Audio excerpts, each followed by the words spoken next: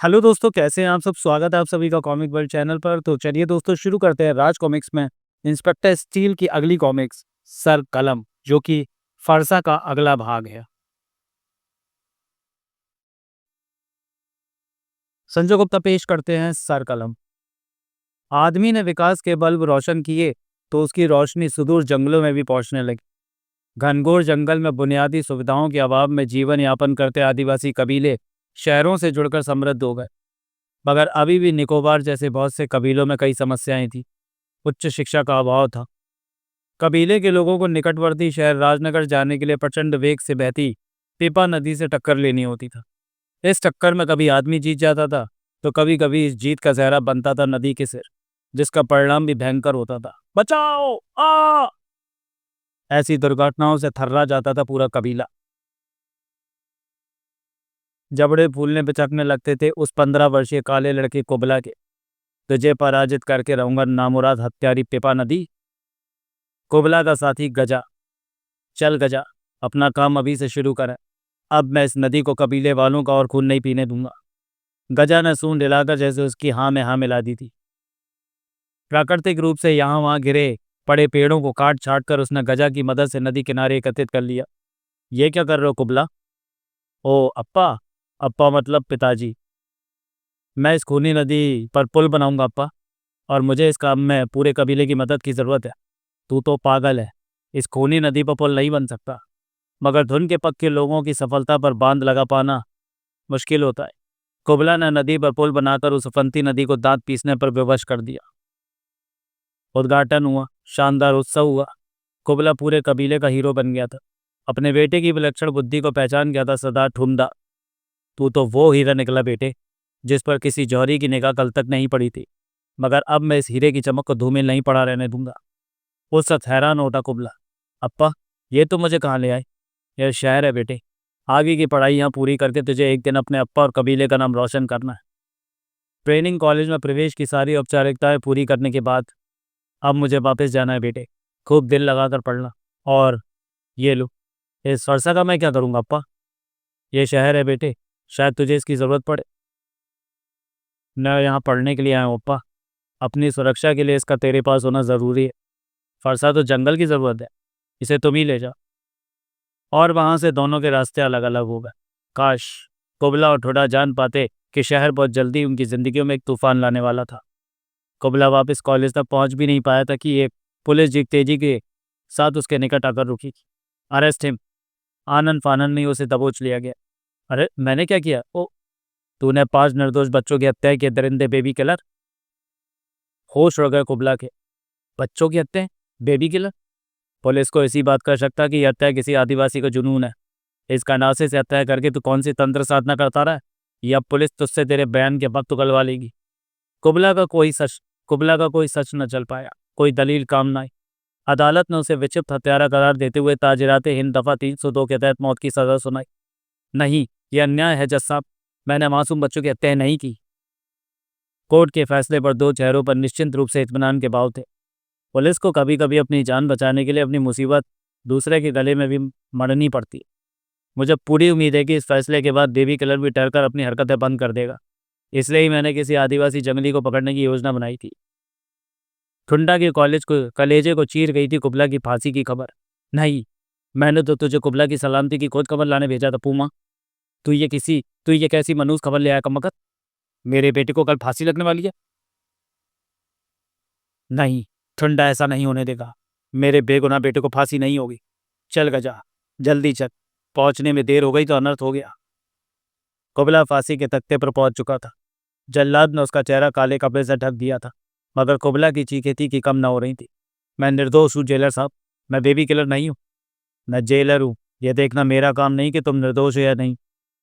जल्लाद ने फंदा उसके गले में डाल दिया, और उस वक्त चीखते चीखते खामोश हो गया कुबला। शायद समझ चुका था कि अब उसे मौत से कोई नहीं बचा सकता। मौत का अफसोस नहीं है मुझे, मगर जिस कलंक की सज़ा के रूप में मुझे मौत मिल रही है वो मुझे कबूल नहीं। अप्पा का सिर शर्म से झुक जाएगा। सारा कबीला मेरे नाम पर थू थू करेगा। उफ! बस अब फंदा खींचने की ही देर थी। दीवार पर जैसे जलजले का हमला हुआ। भाग! गजा तुरंत वेग से दौड़कर अंदर आया।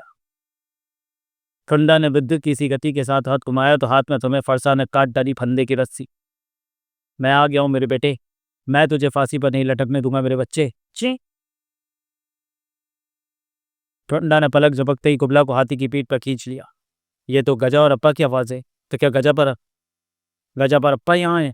अप्पा खूनी कानून से टक्कर ले बैठे। उफ, ये क्या किया अप्पा ने? ऐसी घटनाएं थोड़ी देर के लिए किसी को भी स्तब्ध कर सकती, और जब तक वे संभले तब तक देर हो चुकी थी। क्रुद्ध गजा ने पलक झपकते ही दो पुलिस वालों के सिर अपने पांव तले कुचल कर उनकी पेठे की सब्जी बना दी। ठुंडा व कुबला को लेकर गजा दौड़ पड़ा। भाग गजा भाग, हत्यारों का शहर है ये, निर्दोष लोग यहाँ फांसी पर चढ़ा दिए जाते हैं। मगर कानून की हदों को तोड़कर भाग निकलना मुमकिन नहीं होता। गोली चलाओ। चिंग चिंग पा। गोलियों के धमाकों से वातावरण थर्रा होता है। आ अप्पा! हलक फाड़कर चीख उठा कुबला। गजा की पीठ पर ठुंडा के खून की बौछारें छूट पड़ी। कुबला का तो जैसे कलेजा ही फट पड़ा। अप्पा! अप्पा! नहीं अप्पा! पगले, मैंने तुझे पहले ही कहा था ना कि इसे अपने साथ ले जा, पर उस वक्त तू नहीं माना था। मगर अब इसे थाम ले बेटा, वरना शहर निकल जाएगा तुझे। नहीं अप्पा नहीं। मगर अप्पा तो अब लाश में बदल चुका था।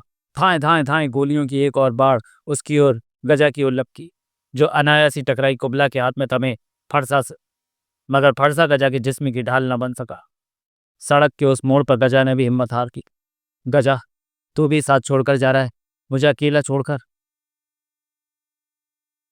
तब वहां बची पीछा करती पुलिस जीप, और हाथी तो घायल पड़ा है। मैं इसे खत्म ही कर देता हूँ। अगर वो कुबला कहाँ गया?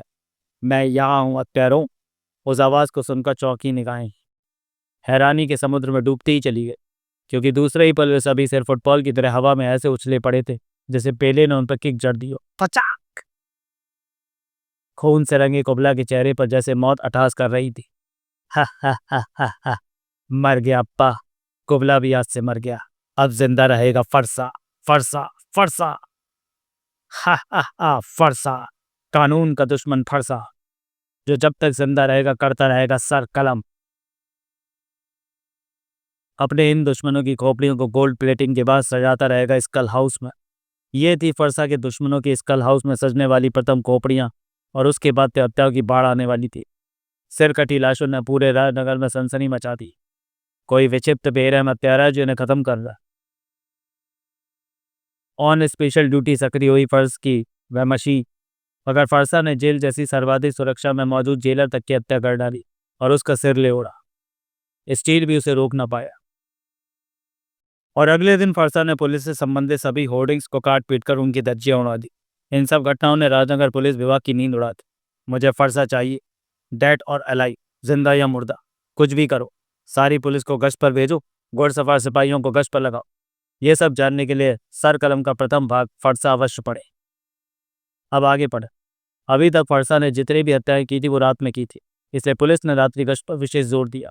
घुड़सवार सिपाही राजनगर के चप्पे चप्पे पर दिखाई पड़ रहे थे, मगर सुबह उसे सबकी आंखें दहशत से फटी रह गई। ओह गॉड, फरसा! ये काम फरसा का है। टप टप टप टप।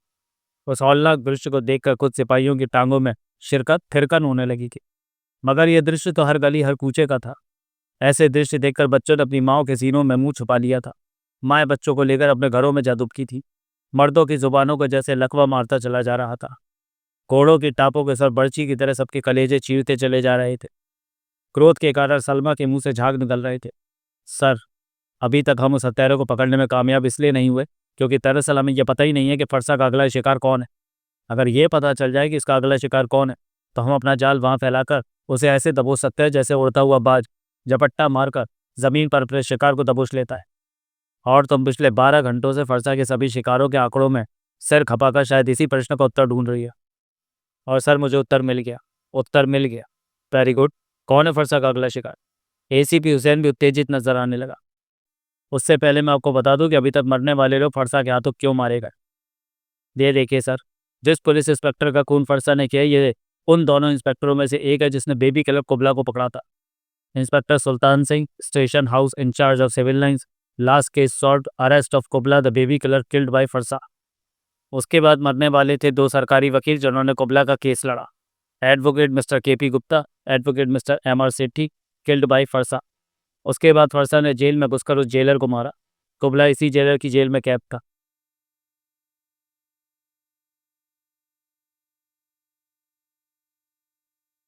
बाद में मारे गए घुड़सवार सिपाही वो थे जिन्होंने कुबला की गिरफ्तारी से कोर्ट और फिर उसे जेल पहुंचाने तक कोई ना कोई भूमिका निभाई थी। अब बताइए सर, कौन बचा? मैं बताती। अब बचे जज शेखर कपूर। ओ गॉड! मगर तुम्हें यह जांच करने का ध्यान कैसे आया? इंस्पेक्टर स्टील के कारण। उसी ने मेरा ध्यान इस तरफ दिलाया था सर, कि कुबला अगर कानून से जुड़े व्यक्तियों की हत्या कर रहा है तो क्यों कर रहा है, जबकि हत्या वो कानून से जुड़े सभी व्यक्तियों की नहीं बल्कि कानून की सेवा करते अपने दुश्मनों की कर रहा है। Oh God, you are genius Salma. मगर तुम इस बात को फैलाओगी नहीं। जज साहब की सुरक्षा मैं करूंगा। सॉरी सर, मैं आपका यह आदेश नहीं मान सकती। आज रात अगर फरसा जज साहब की कोठी पर पहुंचा तो वो मेरे हाथों से नहीं बचेगा। कौन मरेगा कौन बचेगा ये तो वक्त ही बताने वाला था। बहरहाल जज शेखर कपूर की कोठी में प्रवेश करना फरसा के लिए बेहद दुष्कर काम था, क्योंकि वहां से गार्ड को हटाकर एसीपी हुसैन खुद आ डटा था। मैंने चार्ज ले लिया है सर। आपकी कोठी में प्रवेश के लिए कोर्ट कार्ड को गेट पर बनी जगह में इंसर्ट करना पड़ता है। ऐसा करते ही गेट में फिक्स कैमरा आने वाले की सूरत दिखाता है और तभी अंदर से दरवाज़ा खोला जाता है। लेकिन आज अगर कोई ऐसा करेगा तो वह मैं ही होऊंगा, क्योंकि कोर्ट कार्ड मेरे पास है। मेरे अलावा किसी की भी सूरत देखकर दरवाज़ा ना खोला जाए सर, भले ही कोर्ट कार्ड भी इंसर्ट किया जा चुका हो। इंटरकॉम पर एसीपी ने जैसे ही बात खत्म की उसकी आंखों के सामने एक चमक पैदा हुई, जिसे देखकर एसीपी हुसैन के मस्तिष्क में एक ही नाम बिजली की तरह कौंधा, फरसा। टन! विद्युत की सी तेजी के साथ फरसे की वह चमक एसीपी की गर्दन पर पहुंचकर जोरदार आवाज के साथ रुकी। मगर फरसे को मुंह की खानी पड़ी, क्योंकि उस भरपूर प्रहार के बाद भी एसीपी की गर्दन सही सलामत धड़ से जुड़ी हुई थी। सारा दिमाग तेरी खोपड़ी के अंदर नहीं है फरसा। हम पुलिस वाले भी घास नहीं छीलते। मुझे मालूम था कि तू अगर सीधे गर्दन पर ही प्रहार करेगा, इसलिए मैंने गर्दन से छाती तक स्टील का कवच पहन रखा है। और अब अगर तूने कोई हरकत की तो मैं तेरा भेजा उड़ा दूंगा फरसा। फेंक! मगर चेतावनी तो वो सुनेगा ना जिसे अपनी जिंदगी प्यारी। साए टराक! एसीपी द्वारा अगला सांस भर पाने से पहले रिवॉल्वर उसके हाथ से उछलकर सड़क की गोद में जा गिरा।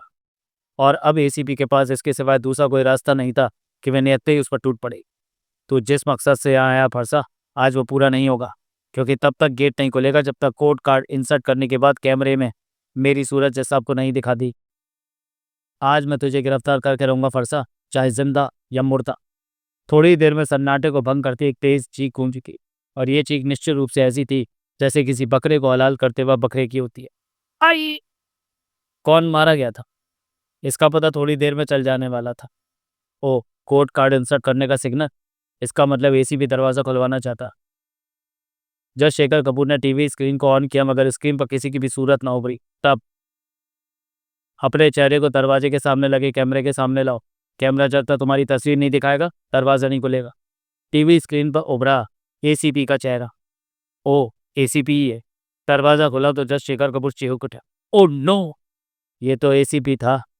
अगर दरवाजा किसी मंत्री का चेहरा देखकर खुलना होता तो तुम तक पहुंचने के लिए मैं उसका सिर भी काट कर ले आता। मगर इससे पहले कि फरसा का फरसे वाला हाथ घूम पाता, दरवाजे पर नजर आया आंखों से चिंगारियां गिराता भाव शून्य इंस्पेक्टर स्टील। आप यहाँ से निकल जाइए सर, जल्दी जल्दी कीजिए। और तुम फरसा हिलना नहीं, वरना सारी गोलियां तुम्हारी खोपड़ी में दाग दूंगा। मगर स्टील जानता था कि वो हिलने से बाज नहीं आएगा और क्या हरकत करेगा। उसका सोचना ठीक था, मगर इंस्पेक्टर स्टील भी उसकी इस हरकत के लिए तैयार था। किसी भी हत्यारे की आधी ताकत तो उसका हथियार ही होता। सबसे पहले मैं इसे ही खत्म कर देता। नहीं! जैसे गजब कर दिया स्टील ने। अपने फरसे की मौत देखकर पगलाए सांड की तरफ बेफर कर स्टील पर झपट पड़ा फरसा। तूने मेरे फरसे को खत्म कर डाला इंस्पेक्टर स्टीव। अब इसके बाद मेरा शिकार सिर्फ और सिर्फ तू है। निश्चित रूप से सलमा की उंगली टिगर पर दबने वाली थी, मगर जंगली फर्श पर गड़बड़ होकर ऐसे उसकी तरफ झपटा कि उंगली के बीच से रिवॉल्वर ही निकल गया। उफ! मोहम्मद अजरुद्दीन ने भी ना लपकी होगी ऐसी सटीक कैच जिस तरह उसने सलमा के हाथों से छूटे रिवॉल्वर को लपक लिया और बंदर की तरह उछलकर उसने दबोच लिया सलमा को। खबरदार इंस्पेक्टर स्टील, तुम्हारी कोई भी हरकत इस लड़की की मौत का कारण बन जाएगी। इंस्पेक्टर स्टील के हाथ व पांव जैसे वहीं के वहीं जाम हो गए। चीख पड़ी सलमा। मेरी फिक्र मत करो स्टील, खत्म कर डालो इस दरिंदे को। इंस्पेक्टर स्टील, मैं जानता हूँ कि तुम ऐसा नहीं करोगे, और अब ध्यान से सुनो। वो सर मुझे उठा कर दो। स्टील के हाथ में थमी सूरत को देख कर बुरी तरह से चिंगार पड़ी सलमा। सर! उफ नहीं! मगर उसके बालों को मुट्ठी में भींच कर गुर्रा होता फरसा। ये समझता था कि स्टील का कवच पहनकर ये मुझे रोक लेगा। मैंने इसे फरसे की धार से इसके कवच सहित काट डाला। नहीं शैतान, परिंदे, पैशी। फरसा ने एसीपी का सिर अपनी पीठ पर लटके थैले में डाल लिया। मुझे अब तुम्हारा सिर भी चाहिए इंस्पेक्टर स्टील। यूं तो वह भी मैं खुद उतारता, मगर तुमने मेरा फरसा लेजर बीम से गला डाला है, और चूंकि इसका लोहा भी गर्म है, इसलिए यह काम अब तुम्हें या तुम्हारे कानून के किसी सिपाही को करना होगा। अगर आज सूर्योदय से पहले तुम्हारा सिर और मेरे फरसे का लोहा मुझे ना मिला तो तुम्हें इंस्पेक्टर सलमा कभी नहीं मिलेगी, और तुम्हारा सिर लेने में कहाँ आऊँगा इसका पता मैं तुम्हें जल्दी बता दूंगा। इंस्पेक्टर स्टील देख चुका था कि उसने वहां से चलने से पहले सलमा को बेहोश कर दिया था। उस सड़क भी दहल गई इंस्पेक्टर स्टील की मोटरसाइकिल की स्पीड देखकर। सूर्योदय से पहले, और उस सूर्योदय में सिर्फ आधा घंटा बचा था जब तुम्हारे बताए पते पर इंस्पेक्टर स्टील का सर में लेकर आया हूं फरसा। मेरा नाम अनीस है। न ही कानून के उस सिपाही का निर्माण किया था, और आज अपनी बहन सलमा की जान की खातिर मुझे खुद इसका सिर उतारना है, क्योंकि मशीन तो दूसरी भी बन जाएगी, मगर सलमा को कुछ हो गया तो वो वापस नहीं आई। ये लो इंस्पेक्टर स्टील का सिर, और ये रहा तुम्हारे फरसे का लोहा। तुम भी संभालो सलमा को। फरसा फरसे का लोहा और स्टील का सिर लेकर चला गया। इधर जैसे ही अनीस ने सलमा की आंखों पर बंधी पट्टी को अलग किया, उसके सीने का गुबार फूट पड़ा। यह आपने क्या किया भैया? स्टील का सिर उस हत्यारे को सौंप दिया? हाँ, तुम्हारी जान की कीमत सिर्फ मैं और स्टील ही समझ सकते। बिफर पड़ी सलमा। और स्टील की जान की कीमत को नहीं समझा आपने भैया? स्टील की जान से ज़्यादा कीमती कैसे समझ लिया आपने मेरी जान को? मुझे बढ़ जाने दिया होता। क्यों नहीं मर जाने दिया मुझे? सलमा के पूरे चेहरे पर आक्रोश ही आक्रोश था। इधर भयानक अट्टहास उबल रहे थे फलसा के कंठ से। देखो अप्पा, मेरे स्कल हाउस में मेरे दुश्मनों की खोपड़ी की तादाद बढ़ती चली जा रही, और अब मैं इंस्पेक्टर स्टील की खोपड़ी पर 22 कैरेट सोने का पानी चढ़ाऊंगा। यह लोहे की सही मगर है मेरी दुश्मन की खोपड़ी, मगर और भी गम है जमाने में। चाप चाप। किसके कदमों की हाटक गूंज रही। उछल कर पलटा फरसा, और उसी पल फैलती चली गई उसके आगे। तो तुम? आवाज इंस्पेक्टर स्टील के सिर से आई था। हाँ, मैं इंस्पेक्टर स्टील। तेरी शर्त पूरी करने के लिए अनीस और मैंने ये प्लान बनाया था। मैं एक मशीन हूँ फरसा। ये जो कैमरे तुम मेरे सिर के स्थान पर लगे देख रहे हो, इनमें एक रिमोट लगा जो मेरे जिस्म को ऑटो कंट्रोल कर रहा है। इसकी मदद से तुम्हारा पीछा करते हुए यहाँ पहुंचने में मेरे जिस्म को जरा भी तकलीफ नहीं हुई। मैं अपने दर से अलग होने के बाद भी मरता नहीं हूँ फरसा, और अब मेरा जिस्म बड़ी आसानी से इन कैमरों को अलग करके मुझे यथास्थान फिक्स कर लेगा। देखा फरसा, इसे कहते हैं दिमाग। सलमा भी तुझसे ले रही हो सिर भी? हाँ, मगर मैं भी ले आया हूँ एक और फरसा, और इस फरसे से मैं तेरे इतने टुकड़े कर दूंगा कि अब वो जुड़ने के लायक भी नहीं रहेंगे। इंस्पेक्टर स्टील पहले भी फरसे की ताकत को देख चुका था। फड़ाक! इसकी चोट मेरे जिस्म पर नहीं हो तो अच्छा है। कब तक बचेगा स्टील, कब तक बचेगा? सिर्फ एक बार पढ़ने की देर है। खटा! मगर फरसा भी जानता था कि फरसा बदलने के साथ ही उसकी शक्ति कितनी कम हो चुकी है। काट! एक बार की जरूरत ही तो मुझे भी फरसा, मुझे भी है फरसा। इंस्पेक्टर स्टील के आगे देख रही थी उन सुनहरी खोपड़ियों में छुपी फरसा की निशंसता को। फरसा, तू सजा के नहीं मौत के लाया गया। दिल तो चाहता है फरसा कि तेरा सिर भी सोने के पानी में डुबोकर उसे भी इन खोपड़ियों जैसा बना दूं, मगर यह फैसला करने का अधिकार मुझे नहीं है। इसका फैसला अदालत करेगी। अदालत तो अपना फैसला कुबला को पहले ही सुना चुकी है स्टीव। उसकी सजा से तो बचकर भागा था ये निशंस हत्यारा, जो पहले बेबी किलर था, मासूम बच्चों का हत्यारा। चीख पड़ा फरसा, नहीं, ये झूठ है। मैं बेबी किलर नहीं था। पुलिस ने अपनी जान छुड़ाने के लिए झूठी साक्षियों के साथ मुझे अदालत में पेश किया और मुझे फांसी की सजा सुना दी। मैं चीखता रहा, चिल्लाता रहा, मगर कुछ ना हो सका। इसी झूठ ने मुझे फरसा बनने पर मजबूर किया है। गुनाहगार कानून है। हथकड़ी कानून को लगाओ, फांसी कानून को दो। मुझे सिर्फ मेरा फरसा लेने दो। अगर आज भी वो फरसा मेरे पास होता तो तुम मुझे छू भी ना पाते इंस्पेक्टर स्टील। वो लोहा मेरी ताकत है। मैं उसे फरसे का रूप दूंगा, और एक दिन फिर उस फरसे से इस अंधे कानून के धज्जे उड़ा दूंगा, सर कलम कर दूंगा। फरसा झूठ नहीं कह रहा था सलमा। तुम्हें देखना होगा कि कहीं इसके साथ सचमुच अन्याय तो नहीं हुआ था, कहीं दोषी कानूनी तो नहीं। अगर है तो सचमुच सजा उन पुलिस वालों को मिलनी चाहिए जिन्होंने इसे फरसा बनने पर मजबूर किया। समाप्त। तो चलिए दोस्तों, वीडियो को यहीं समाप्त करते हो। मिलते हैं इंस्पेक्टर स्टील सीरीज की अगली कॉमिक्स हादसा में। तब तक के लिए धन्यवाद।